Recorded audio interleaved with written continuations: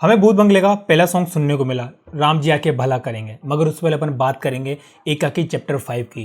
पूरा season complete हो चुका है। आशीष की ने जो दिमाग में चल रहा था वो हमने देख लिया और उस पर अपन थोड़ा रिएक्ट करेंगे कि क्या है इसका फ्यूचर और क्या हो सकता है।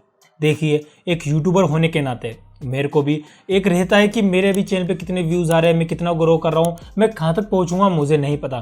मगर ऐसे लोगों को मैं जब देखता हूँ ना, इतना आगे बढ़ गए हैं वो खुद का एक इस तरह से अपना वर्ल्ड क्रिएट कर रहे हैं, तो सच में देख के खुशी होती है। अब जहाँ पे जिन्होंने आशीष चंचलानी है इतना अपना शानदार वर्ल्ड क्रिएट किया, जिसको उन्होंने हुक भी एंडिंग में छोड़ा कि इसको अगर मैं ले जाना चाहूँगा तो एक हॉलीवुड लेवल तक ले जाऊँगा, इस कहानी को मैं यहाँ अधूरा नहीं छोड़ सकता।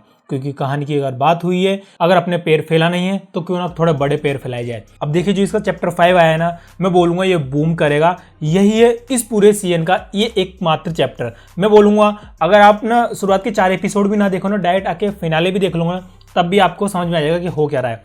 यहीं पर इसका एक माइनस पॉइंट होता है कि हमने पहले एपिसोड देखा, ठीक है, उन्होंने सेटअप किया, बिल्ड किया कि कुछ दोस्त है खुद की बकचोदी में लगे हुए हैं, खुद एंजॉय कर रहे हैं, एक विला में जा रहे हैं, बस एंजॉय करना है। एक गांव में जाके वो फंस गए हैं जहाँ पे उनका विला है जिसका नाम है एकागी। ठीक है, उन्होंने इतना सेटअप कर दिया, मगर जो एक एपिसोड उन्होंने खत्म किया हमने मान लिया। सेकंड एपिसोड में उन्होंने हुक पे छोड़ दिया, तीसरे एपिसोड में उन्होंने हुक पे छोड़ दिया, अपनी बकचोदी में लग रहे हैं। फोर्थ एपिसोड में उन्होंने अपने हुक पे छोड़ दिया, बस हल्का सा मैं टीज करके छोड़ दिया कि ये देखने को मिल सकता है। मगर दोस्तों, चैप्टर 5 में ना उन्होंने दिखा दिया कि भाई मैं किस चीज़ का वेट कर रहा था, मैं क्या बना रहा था, मैं ये बना रहा था। एक तो देखिए, जब से इन्होंने बनाना शुरू किया इतनी लेट हमें देखने को मिला है, मगर उन्होंने हमें हल्का सा भी भनक नहीं होने दिया कि ये क्या होने वाला है। उन्होंने हमें सिर्फ इतना फील कराया कि ये हॉरर कॉमेडी होने वाली है, मगर हमने सोचा नहीं था वो हॉरर कॉमेडी देखते देखते अपन साइंस हॉरर कॉमेडी में चले जाएंगे।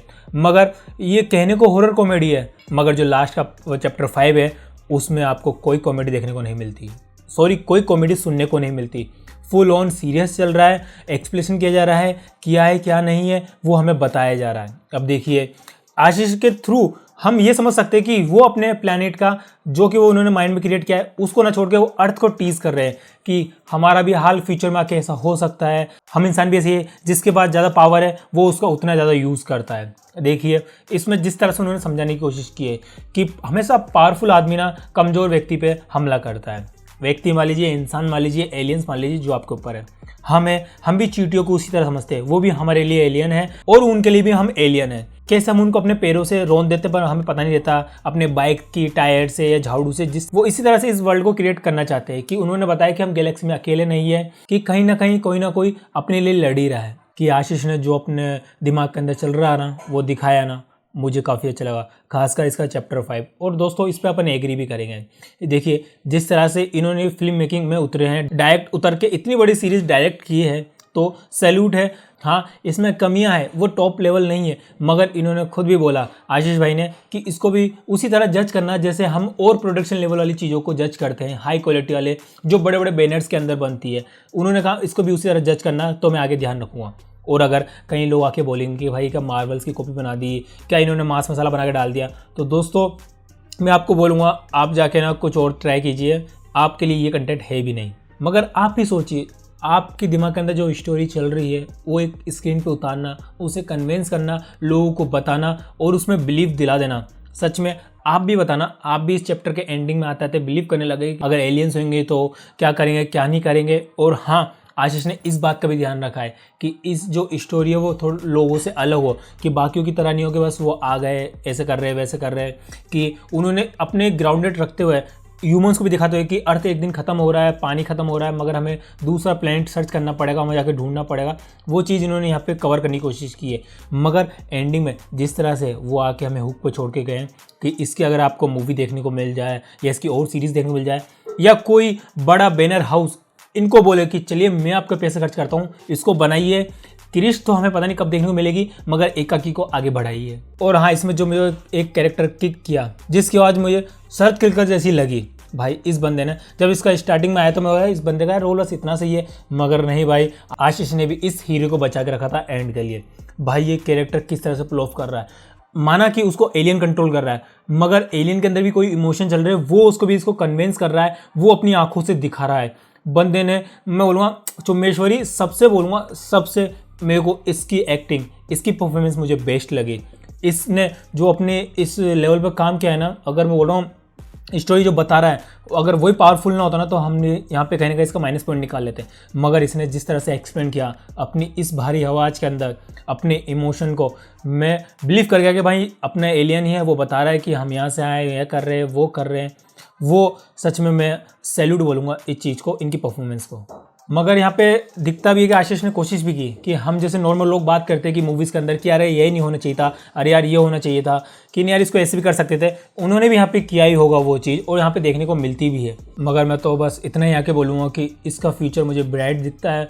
मुझे अगर इसके रिलेटेड कुछ भी आगे देखने को मिलता है तो मैं तो खुश होऊंगा, क्योंकि मैं दोबारा से बोलूँगा जिस लेवल की इसको देखने को मिला है, और मैं हर बार ये बोलता हूँ कि आपका पैसा इसमें लग रहा है नहीं लग रहा, ये तो फ्री, आप तो यूट्यूब वैसे भी देख सकते हो, आपको तो उसमें कोई टिकट भी खर्च नहीं करना पड़ रहा आपको, तो आप तो वैसे भी देख ही लोगे।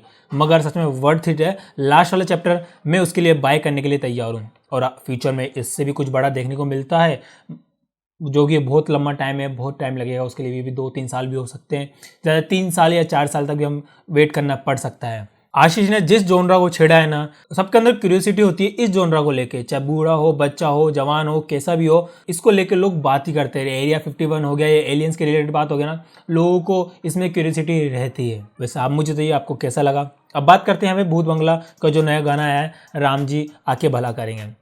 देखिए ये सॉन्ग ना आप फर्स्ट टाइम देखोगे तो क्रिंज लग सकता है, मुझे भी क्रिंज लगा। मगर देखिए दोस्तों, इस सॉन्ग को ना जिस तरह से जिस लेवल पर बनाया गया होगा, उन्होंने बार बार सुना होगा कि भाई हाँ ये लूप में चलने लायक सॉन्ग है, तभी जाके ये सॉन्ग यहाँ तक आ पाया है। अब इस सॉन्ग के अंदर में जो अक्षय कुमार जो दिख रहे हैं, सब यही बोलेंगे कि वो इसमें किस तरह से इंजॉय कर रहे हैं, जो वो पुल ऑफ करना चाहते हैं ना कैरेक्टर को, बिल्कुल इसमें अपने एनर्जी डाल रहे हैं ना, वो इसमें दिखता है सॉन्ग के थ्रू, और यही एनर्जी हम मूवी में देखना चाहते हैं।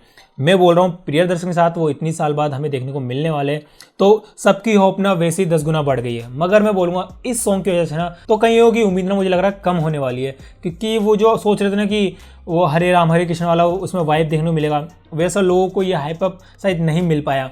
मगर कोशिश यही रहेगी कि अभी भी मेरे को थोड़ी बहुत उम्मीद है, मेरी भी उम्मीद थोड़ी कम हुई है इस तरह का सॉन्ग देख के। ठीक है, अक्षय कुमार फुल एंजॉय कर रहे हैं, अपने कैरेक्टर में है, वो फुल बकचोदी के मूड में, full to on fun mood के अंदर है, इनको सिर्फ करनी है तो कॉमेडी करनी है।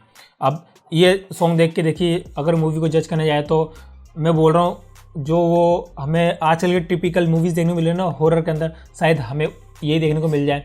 मगर सच में जिस तरह से इसकी मार्केटिंग कर रहे हैं कि नहीं हम वापस लौट के आ रहे हैं, कि आपको कुछ भयंकर देखने को मिलने वाला है, ये सिर्फ पीआर के लिए कर रहे हैं कि इन्होंने सच में ऐसा कुछ मटेरियल इन्होंने बनाया है, सच में अपनी मूवी के अंदर काम किया है, अपनी स्टोरी को लेके, अपने जोक्स को लेके।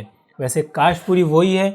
बोला ये जा रहा है कि ये भूत बंगला जो कि भूल भुलैया 2 का पार्ट होने वाली थी, इस पर तो कंट्रोवर्सी चलती रहेगी, मगर लोग ना इसलिए ही जाएंगे और लोग ना यही समझ के देखेंगे कि यार ये हमें ना भूल भुलैया का पार्ट 2 ही देखने को मिल रहा है। सेम कास्ट है, सेम लोकेशन है, वही जयपुर में आके हमारे सिटी में आके इन्होंने शूट किया है।